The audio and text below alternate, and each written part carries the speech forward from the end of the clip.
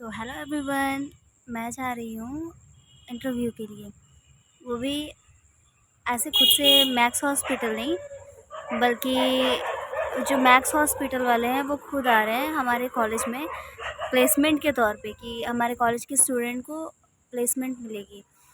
तो मैं जा रही हूँ वहाँ पे। एक्चुअली हुआ ये कि हमारा जो कोर्स है वो कंप्लीट तो हो चुका है, बट हमारा जो एग्ज़ाम हुआ है थर्ड ईयर का उसका रिज़ल्ट अभी नहीं आया, क्योंकि हाल ही में एग्ज़ाम हुआ था। तो देखते हैं कि कैसा जाता है इंटरव्यू और कैसे क्या होता है। तो मैं आप सभी को बताऊंगी कि मैक्स हॉस्पिटल में अगर जॉब लेनी होती है तो फिर वो कैसे क्वेश्चंस पूछते हैं या फिर कैसे इंटरव्यू लेते हैं। सो आगे भी देखिए। तो हम निकल चुके हैं कॉलेज के लिए, और जब हम कॉलेज पहुँचे तो हमें एक फ़ॉर्म दिया गया जिसमें अपना नाम लिखना था। तो मैक्स हॉस्पिटल वालों ने हमें एक फ़ॉर्म दिया था जिसमें हमें लिखना था कि नेम और किस एरिया में जॉब हमें चाहिए। लाइक इनके बहुत सारे 14 सिटीज़ हैं जिसमें रन कर रहे हैं हॉस्पिटल।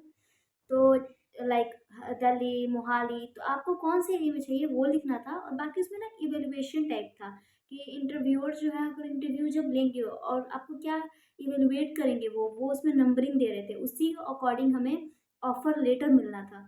तो जब हमें ये फॉर्म मिला उसके बाद ना हमें कुछ टाइम के लिए उनका एक लेक्चर सेशन था, वो हमें उसको अटेंड करना था, तो हमने वो किया।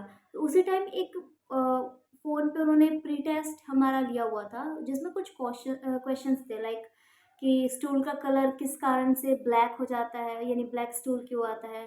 और मतलब टीबी का जो मेन इन्वेस्टिगेशन होता है वो कौन सा होता है, ऐसे ही कुछ कुछ क्वेश्चंस थे। तो वो क्वेश्चंस करने के बाद थोड़ी देर बाद उन लोगों ने हमें इंटरव्यू के लिए बुलाया।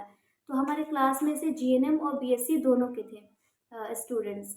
तो फिर हुआ ये कि हम जब बारी आई तो उन्होंने मुझसे क्वेश्चन सबसे पहले ये पूछा। एक्चुअली वो बहुत डीप जा रहे थे, मतलब क्वेश्चन पूछते टाइम ना वो बहुत ज़्यादा डीपली क्वेश्चन कर रहे थे। और जब मैं गई तो उन्होंने बोला सबसे पहले कि मतलब आपको क्या आता है क्लिनिकल एरिया में।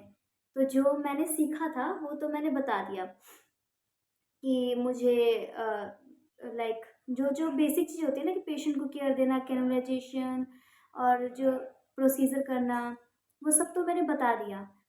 उसके बाद मैम ने क्वेश्चन पूछना शुरू किया। तो उन्होंने मुझसे पूछा कि जो कैनुलाइजेशन है उसका प्रोसेस बताओ आप।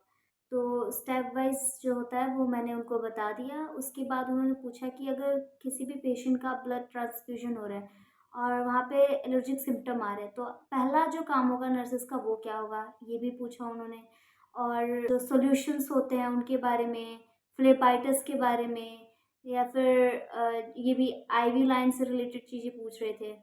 और ऐसी ही चीज़ें, ऐसे क्वेश्चन पूछ रहे थे। अगर कोई स्टूडेंट कह रहा था कि मुझे आईसीयू में करना है जॉब, तो वो आईसीयू के रिगार्डिंग पूछ रहे थे। लाइक ऐसे पूछ रहे थे कि आईसीयू में आपने क्या देखा है और आईसीयू में क्या होता है, और जो इमरजेंसी ड्रग है, इमरजेंसी ड्रग तो बहुत ही इम्पोर्टेंट है, वो सबसे पूछे जा रहे थे।